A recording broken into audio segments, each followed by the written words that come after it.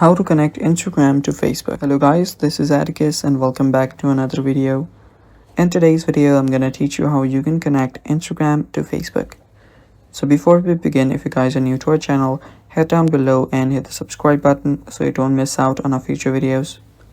Also, press the bell icon so you get notified when we release our new videos. Now let's get started. First step, open up your Instagram and make sure you're logged in into your account. Then you can go to your profile on the bottom right. After you here, tap on the three lines on the top right, and you should be on your settings and activity.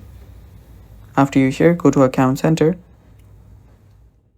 and there you should find your profiles.